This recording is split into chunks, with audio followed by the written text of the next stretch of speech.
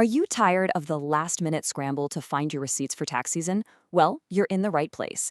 In this explainer, we're going to take all that chaos and transform it into a totally seamless, stress-free process using the absolute best strategies from our source materials. Seriously, if you've ever felt completely overwhelmed by a giant mountain of fading paper right before taxes are due, we hear you. We're going to show you exactly how to eliminate the fear of an IRS audit, and more importantly, stop losing your hard-earned money to forgotten deductions. We're taking all the mystery out of record keeping today, and honestly, even if you are a total beginner, it's so much easier than you think. Just imagine replacing those fragile, overflowing shoeboxes of paper with a clean, highly efficient, tax-ready digital system. No more guessing, no frantic late-night searching, just a crystal-clear digital trail that makes tax time an absolute breeze. Okay, so here's our roadmap for today. We'll hit 1. Why organizing receipts matters. 2. Gathering and sorting receipts. 3. Choosing your receipt tools. 4. Building a consistent routine. 5. Preparing for tax filing. And finally, 6. Best practices and disclaimer. Let's dive right into Section 1, Why Organizing Receipts Matters. So, what's the magic number here? It's $75. The IRS actually mandates detailed records for any business expense over $75. Now, if it's under that amount, a simple credit card statement might do the trick. But over $75, proper documentation is absolutely crucial. Because without it, you run the risk of getting those deductions totally disallowed if you're ever audited. But, the benefits go way beyond just audit protection. Tracking your receipts gives you real strategic cost control and prevents what financial experts call profit leakage. That's basically when small, forgotten expenses just slip through the cracks. When that happens, you lose the deduction, which means you are literally paying more in taxes than you have to. No thanks. Moving right along to Section 2, Gathering and Sorting Receipts.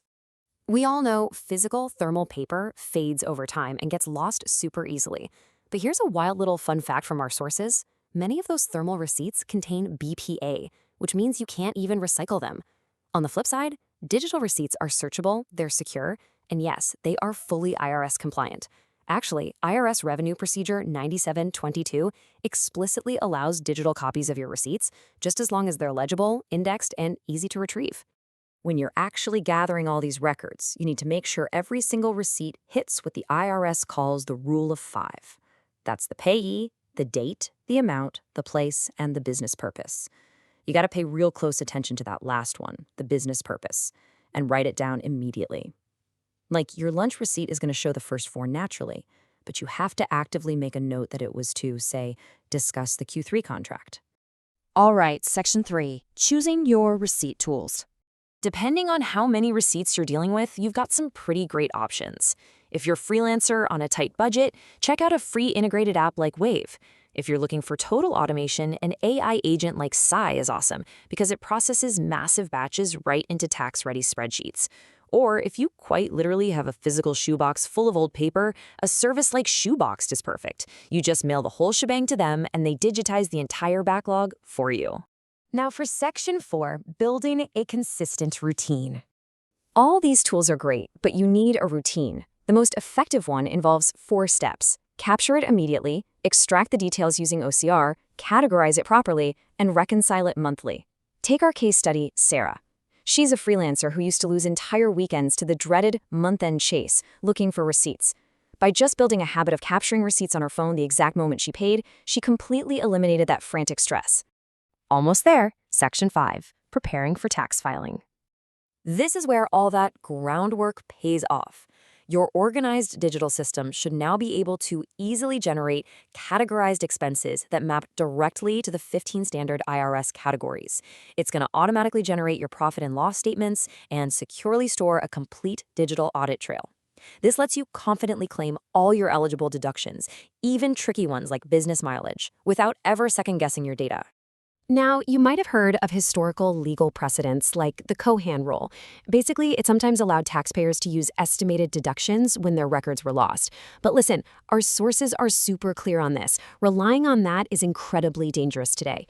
Clear, real-time records will always win in an IRS audit. Like the quote says, keeping adequate records really is your best, safest policy. Let's wrap things up with Section 6, Best Practices and Disclaimer.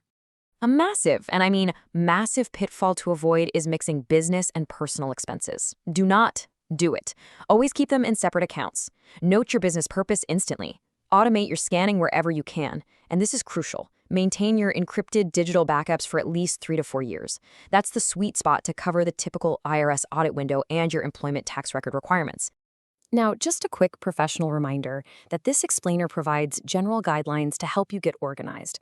While these strategies are highly effective, you should absolutely always consult a certified tax professional or a CPA for advice that's tailored to your very specific financial situation and your local jurisdiction. So I'll leave you with this final thought. Are you ready to finally ditch that dusty shoebox, take total control of your financial data, and make your next tax season the most organized and profitable one yet? Put these steps into practice today and just watch that chaos disappear.